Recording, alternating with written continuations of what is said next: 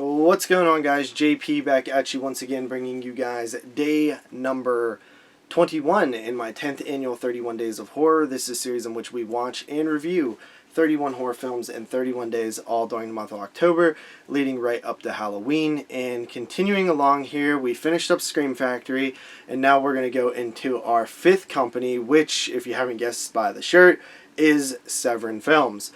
Severin is a company that I really didn't mess with a ton when they first started coming around, but after time I got onto a screener list from them, and they started sending me all kind of fun stuff like Zombie 3 and 4, Blackenstein, Eaten Alive, the Italian film, Absurd, even Beyond the Darkness.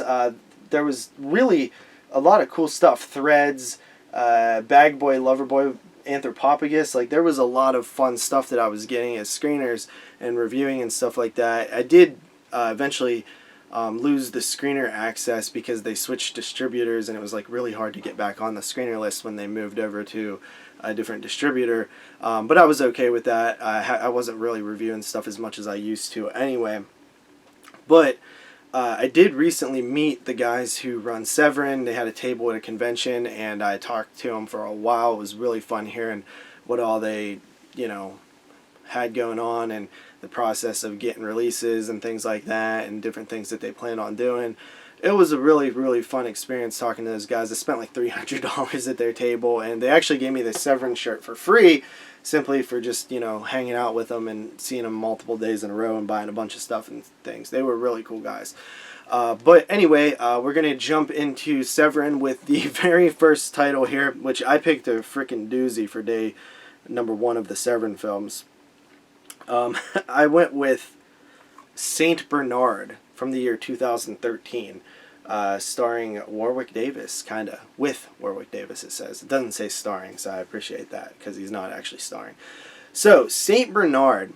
First of all, when I picked this up, I assumed it was like some 80s killer dog film or 90s killer dog film that was like super underseen that I didn't really hear of, but it's not. The film is from 2013. I actually didn't even know that until I was watching it, and I was like, is this a little more modern? And then as I was watching it, I was like, wow, this is actually a modern movie. So I looked it up, and I'm like, wow, this is, 2013. I never heard of this, and I did not know this was a contemporary film. This is the newest film that we've reviewed this 31 Days of Horror, because we pretty much stayed mostly in the 70s, 80s, 90s, 60s, 50s, all around there. So this was sort of surprising to me to review a contemporary film. Didn't plan on it, but ended up doing it. And also, another thing surprising about this is I'm not going to know what to say about this movie. So my plot is there is a music conductor who finds the head of a Saint Bernard and starts seeing a bunch of crazy stuff. I think he even sees crazy stuff before he finds the Saint Bernard head, so it really has nothing to do with it. And it's just like an acid trip, basically. That's the plot. Now, what the back cover says is the world premiere of the hallucinatory epic from writer-director FX master Gabe Bartalos. His award-winning effects career spans both Grindhouse with Brain Damage and Frankenhooker, the Leprechaun series, and art house like Cremaster Cycle. Now writer-producer-director Gabe Bartalos brings his own years-in-the-making vision to the screen. As an unhinged orchestra conductor named Bernard graphically descends into a surreal odyssey of chaos, psychosis, and fucked up shit that looks cool as hell. That's credited to Bloody Disgusting. So, that's basically the plot, if you got that. Dude, I don't even know. It's like this guy's just walking around and running into crazy stuff. He finds this Saint Bernard head, and I gotta say, this is like one of the most realistic prop like heads and animal things that I've ever seen. Like, I mean, it looks like a severed Saint Bernard head. Like, I'm like, wow.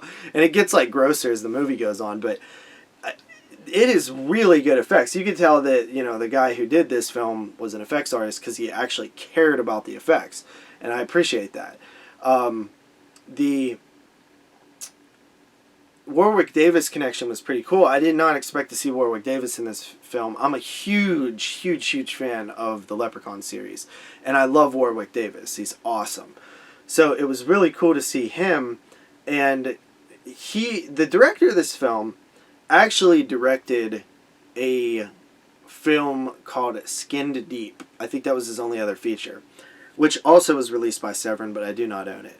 And that film is pretty garbage. But I think now that I'd seen it and I would go back to it and kind of understand this director's style a little bit and understand that, okay, like, knowing what I'm getting into, I feel like I would enjoy Skin Deep a lot more because of how ridiculous it is, and it seems like kind of a fun movie. But at the time when I reviewed it on 22 Shots, I thought it was kind of garbage. I still probably think it's a bad movie, but I probably would enjoy it a little bit more. So Saint Bernard, I don't really know what to say. Like, there's this guy and a thing, and he's got cool effects, and then there's Warwick Davis on a bunch of wood, and just there's like a hair monster at one point. There's all kind of weird stuff in this movie. Is it worth seeing? I mean, kinda. I would have liked it to be like 70 minutes instead of like an hour and 40 minutes. That would have been nice. It's like 100 minutes. If it was 70 minutes, I would have enjoyed it a lot more. There is a 17-minute making of. I actually wish I would have watched that before reviewing this because maybe it would shed some insight on what the hell's going on. But yeah, it's a weird movie. I'm just going to give it a 5.5 because I do think it's above average just based on visuals and stuff like that. But there's not much to it. It's not a movie that's going to make you think a lot. Unless there's some massive, like, you know, allegory for life and stuff and decay in here that I'm unaware of, which there could be, you know.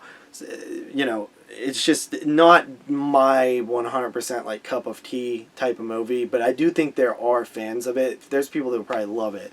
I think that it's cool though. I wasn't mad that I watched it. Anyway, that is Saint Bernard. I give it a 5.5 out of 10.